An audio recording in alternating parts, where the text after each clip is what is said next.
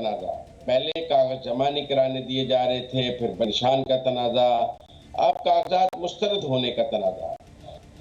क्या ये routine procedures है या आपके ख्याल में कुछ खास हो रहा है 2024 के इलेक्शंस के लिए? ये मुज़म्मिल पीटीआई का जो बयानिया है ये उसका एक तसलसल है। अब देखिए जो मुझे जो दो ट्रेजेडीज़ नज़र आती हैं इस सारे खेल के अंदर। पहली तो ये है कि पीटीआई की जो एक उन्होंने अपना एक तरह की पॉलिसी बनाई हुई है कि हर चीज़ के ऊपर हर चीज़ को डिस्टॉर्ट कर पेश करना, हर चीज़ जो है उसके अंदर कोई ऐसे मनफी एलिमेंट्स मनफी अनासर जो है उनकी तशहीर करनी है जिससे लोगों को इश्तियाल दिलाया जा सके, जिनको गुस्सा दिलाया जा सके। मैं आपको उसका एक एग्ज़ाम्पल देता हूँ। ये पीटीआई के नए चेयरमैन जो है उन्होंने अपने इंटरव्यू में कहा, अभी हालिया इंटरव्यू के अंदर, कि जी 550 लोगों के कागजात नामजदगी मुस्तरद हुए हैं, जिनमें से 380 पीटीआई के हैं। गोया कि एक उन्होंने माहौल बनाने की कोशिश की और उसके साथ साथ उन्होंने कहा कि 90% हमारे कैंडिडेट्स जो हैं इनके पेपर्स जो हैं वो रिजेक्ट हो गए हैं। जबकि अब इलेक्शन कमीशन के अदाद शुमार आए हैं तो वही 10 से 12% की रिजेक्शन है, जो कि ओवरऑल अगर आप 25,000 में से 3,000 कैंडिडेट्स को रिजेक्ट कर देते हैं वो 10 से 12% बनता है। यहाँ आप 1200 सीटों के ऊपर अगर आपके कैंडिडेट्स जो हैं वो रिजेक्ट हो गए हैं तो उसका भी यही तरह से बनता है। तो एक तो अभी तक मेरा ख्याल है कि ये हम सच की तरफ जो है वो नहीं जाएंगे। इस इलेक्शन से पहले कम से कम तरीके इंसाफ का तो मेरा ख्याल है ये फैसला है कि उन्होंने एक जो हकीकत पर मबनी बात कोई नहीं करनी है और हर बात को इस तरह से मोड़ के पेश करना है कि वो लगे कि वो बहुत ज़्यादा मजलूम हैं। इससे कतई नज़र कि वो कितने मजलूम हैं और कितने मजलूम नहीं हैं, उन्होंने बहरहाल अपने बयानिए में इस तरह की जो सच को मस करके पेश करना है वो उन्होंने एक पॉलिसी का हिस्सा बना लिया, which I think is a tragedy. दूसरी ट्रेजेडी मुज़म्मिल जो मुझे नज़र आती है वो हमारे मीडिया का एक फेलियर है। देखिए जी, वो कहते हैं कि 380 हमारे जो उम्मीदवार है उनको उनके कागजात नामजदगी को मुस्तरद कर दिया गया है। अब देखें, हमारे मीडिया ने भी कोई कोशिश नहीं की कि जिन वजूहात के ऊपर वो मुस्तरद हुए हैं उनका खोज लगाने की कोशिश करे। 380 कागजात को जांचना कोई बहुत लंबा चौड़ा काम नहीं है। अब अगर उसमें से हमें ये पता चलता है कि 1/4 तो इसलिए रिजेक्ट कर दिए गए कि उनके ऊपर जो उम्मीदवार थे उनके दस्तखत ही नहीं थे, तो आप मुझे बताएं कि ईसीबी का कसूर है या कागजात नामजदगी दाखिल कराने वाले कसूर है? तो हमने बतौर मीडिया जो है, बतौर सहाफ़ी भी, हमने भी बयानिए की जंग का हम मोरा ही बन गए हैं बीच के अंदर कि हम बयानिए के ऊपर ही अपने तबसरे करते रहते हैं। हमने भी हकीकत तक पहुंचने की कोई कोशिश नहीं की, which I feel is another tragedy in this situation. So that is all I have to say जी। अब ये चीज़ तो चलेगी, इलेक्शन तक तो हमें यही नज़र आनी है, इसी तरह की बातें और इसी तरह की गुफ्तगू। अमर, आप बिल्कुल आमिर साहब से मुत्तफिक ना होइएगा, वो तो ऐसे ही, मेरा मतलब है कि बात कर रहे थे, जुल्म तो काफी हो रहा है। मतलब मुज़म्मिल, आपको नया साल मुबारक, और नए साल में आप बस लड़ाइयाँ करवाना चाह रहे हैं। नया और हमारे पास सियासी मैदान में काफ़ी लड़ाइयाँ नहीं है। नए साल का आगाज़ ही ऐसा हो ना जी। फिर आप मुत्तफिक हैं आमिर साहब से, चलें ऐसे कर लेते हैं। मैं आमिर साहब की कुछ बातों से मुत्तफ़िक हूँ। मैं समझती हूँ कि जो मीडिया का किरदार है, जिसकी बात कर रहे थे, वो बहुत ज़रूरी है। कहाँ मवाज़ना हो रहा है, आप देखें कि जो ख़बरें आती भी हैं इस हवाले से, वो ही सेड शी सेड वाली होती हैं। पाकिस्तान तहरीक-ए-इंसाफ का क्या कहना है, उस पे किसका जवाब था? पाकिस्तान मुस्लिम नवाज़ के किसी शख्सियत ने प्रेस कॉन्फ्रेंस की और यूँ मुँह तोड़ जवाब दे दिया। जो असल तहकीकात यहाँ करने वाली हैं कि किसकी, सिर्फ़ ये नहीं कि किसकी किस बुनियाद पर हुई हैं, लेकिन फिर गुज़िश्ता इंतख़ाबात में यही तनासुब था, कितना रहा, और ये तहकीकाती सहाफ़ी ही कर सकते हैं। तो ये हमारी कमज़ोर सहाफ़त का भी मेरे ख़्याल में बहुत बड़ा किरदार है। लेकिन दूसरी तरफ मैं कहूँगी कि एक और ज़ाविये से हम इसको देखें कि इतने सारे जब उम्मीदवार होते हैं और इतनी सारे जब रिजेक्शंस होती हैं, और चाहे ये मामूली हो या गैर मामूली हो, उससे कोई फ़र्क नहीं पड़ता। लेकिन लोगों की नज़र किस पे होती है कि कौन से बड़े लीडर के रिजेक्ट हुए और क्यों हुए? और असल में क्योंकि ज़ाहिर शाह महमूद कुरैशी साहब हो गए, इमरान खान साहब हो गए, हमाद अज़हर हो गए, उनके रिजेक्ट हो गए हैं, अली अमीन गंडापुर उनके रिजेक्ट हो गए, तो ये नज़र में रहते हैं। पाकिस्तान तहरीक-ए-इंसाफ भी फ़ायदा उठाती है हमारी कमज़ोर सहाफ़त का। लेकिन साथ-साथ अब हम ये भी तो हमने देखना है ना कि दूसरे ऐसे सियासी लीडरान हैं पाकिस्तान तहरीक-ए-इंसाफ के जिनके एक्सेप्ट हो गए हैं, और नवाज़ पप्पी हो गए, शफ़कत महमूद हो गए, सलमान अकरम राजा हो गए, वकील जो कंटेस्ट करें पीटीआई की टिकट पर, तो उनके भी एक्सेप्ट हो गए हैं। तो अब ये तनासुब कहाँ, कितना, कैसे है वो देखने की ज़रूरत है। और फिर ये भी हमें याद रखने की ज़रूरत है कि एक बात हो रही थी ना, बात होती रहती है लेवल प्लेइंग फील्ड इंतखाबात के हवाले से, लेकिन हम ये ज़रूर कह सकते हैं कि इंसाफ के हवाले से भी लेवल प्लेइंग फील्ड नहीं है, क्योंकि पाकिस्तान मुस्लिम नवाज़ के बहुत सारे जो लीडर्स थे वो तो जेल में थे, वो तो वहाँ नौबत ही नहीं पहुँची थी 2018 में। तो बिल्कुल बराह रास्त मवाजना तो नहीं बन सकता, लेकिन ये कॉन्टेक्स्ट और ये याद दिलाने की ज़रूरत है।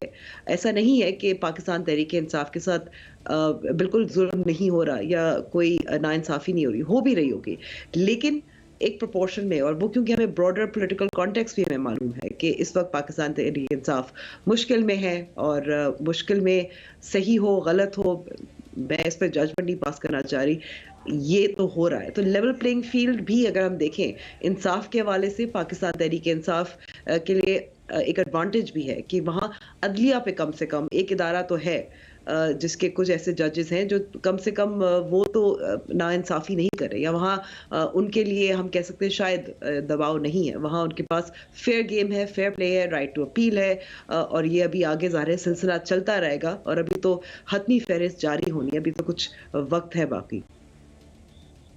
देखें अंबर, ये जो इंतखाबात हैं इसमें लोगों ने पार्लियामेंट में जाना है, और पार्लियामेंट में जाकर उन्होंने कौम की नुमाइंदगी करनी है। क्या मफरूरों और इश्तिहारियों को इंतखाब लड़ने की इजाज़त दी जा सकती है? जो आदमी कानून के सामने सरेंडर करने के लिए तैयार नहीं है, वो अपने वकील के जरिए कागज़ जमा कराने के लिए तैयार है। ये अजीब नई लॉजिक मतलब आपने हमाद अज़हर का नाम लिया, पर आपने ये नहीं बताया कि वो खुद को कानून के सामने सरेंडर करने के लिए तैयार नहीं है, लेकिन कानून बनाने वाले इदारे में जाकर नुमाइंदगी जरूर कौम की करना चाहते हैं। आप पर मुकदमा गलत है, ये सच्चा है। सियासतदान की तो पहली निशानी है कि वो कानून के सामने सरेंडर। आपने गंडा का नाम लिया, वो भी इश्तिहारी हैं। आप मुराद सईद का नाम लेंगे, वो भी इश्तिहारी हैं। तो एक तो कागजात उनके देखे ना, बलूचिस्तान हाई कोर्ट में कासिम सूरी साहब ने एक एफिडेविट जमा करा दिया, जबकि वो इश्तिहारी हैं। उस बेचारे ओथ कमिश्नर का लाइसेंस कैंसिल हो गया कि तुमने इश्तिहारी का एफिडेविट कैसे साइन कर लिया जबकि वो इश्तिहारी है।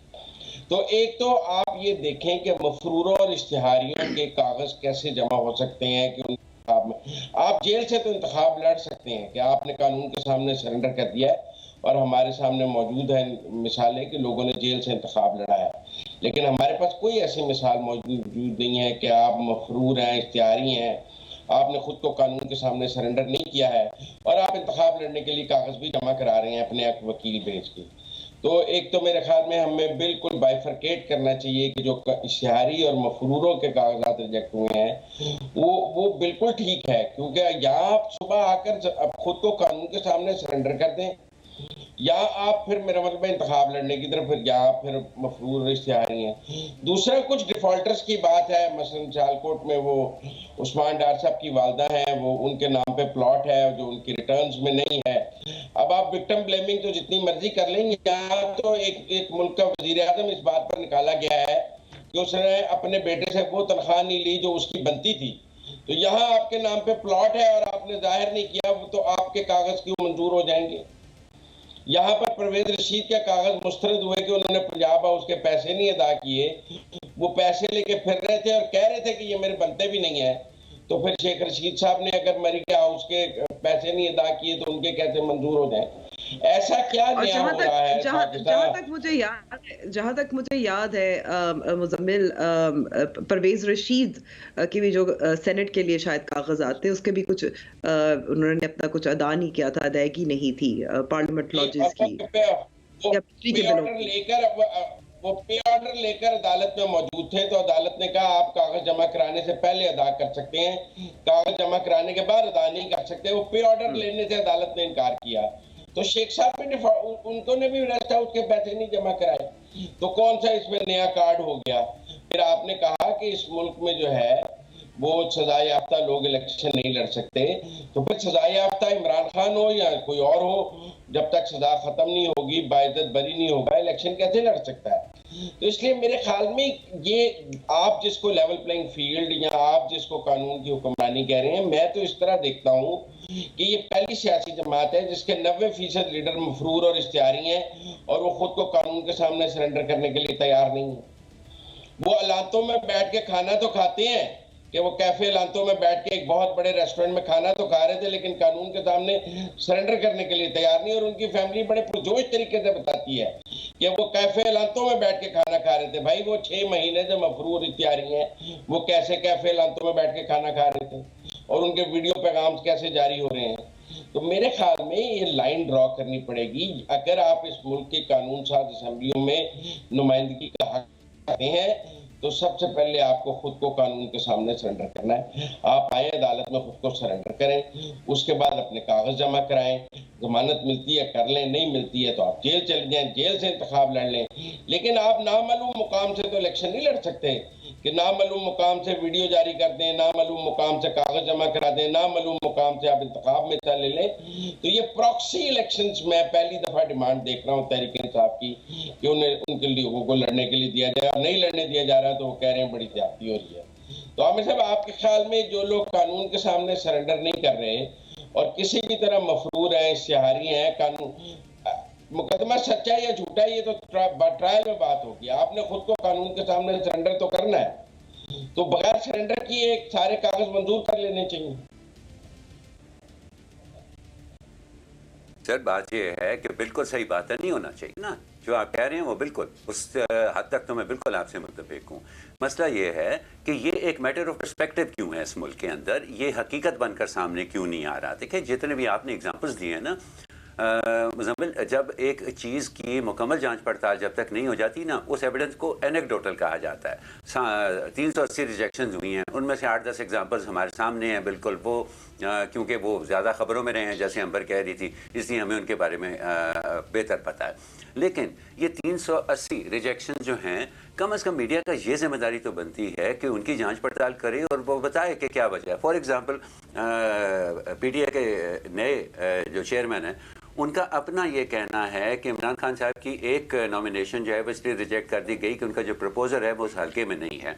और उन्होंने कहा, और फिर ये भी उनका अपना कहना था कि जी वो एक सेंसस ब्लॉक जो है वो उस हल्के से निकाल दिया गया। अरे भाई, अगर वो सेंसस ब्लॉक उस हल्के में नहीं है तो वो तो डीलिमिटेशन का मामला है जो कि कागजात नामजदगी दाखिल करने से पहले तय हो चुका हुआ है। तो ये फिर कैसे हुआ कि एक हल्के जिसके अंदर से 8 लाख वोटर हैं, उनके अंदर जो वाहिद प्रपोजर आपने अपने लिए चुना वो उस सेंसस ब्लॉक में है जो कि उस हल्के के अंदर शामिल ही नहीं है। और आप इस बात को भी एतराज़ के तौर पर पेश कर रहे हैं और इस बात को भी एक मिसाल के तौर पर पेश कर रहे हैं कि उनकी पार्टी का रास्ता जो है वो ज़बरदस्ती रोका जा रहा है।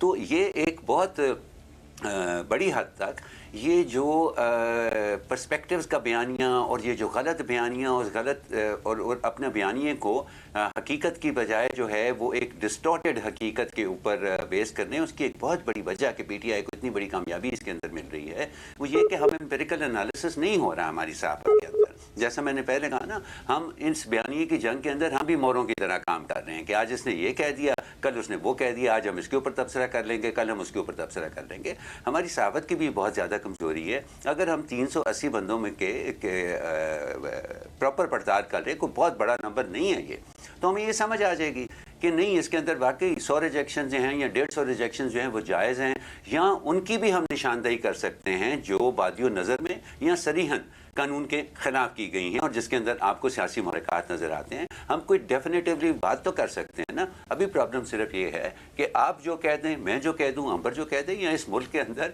रोज़ के 74 से 78 घंटे की करंट अफेयर्स प्रोग्रामिंग होती है, जितने न्यूज़ चैनल हैं माशाल्लाह इस मुल्क के अंदर, उसमें कोई भी कोई बात कह दे वो एक पर्सपेक्टिव तक महदूद होकर रह जाती है और हकीकत जो है वो उसी तरह से छुपी रहती है। और उसकी वजह से फिर हर पार्टी जिस तरह से चाहे अपने बयानिए को जिस तरफ ले जाना चाहे वो मोड़ सकती है।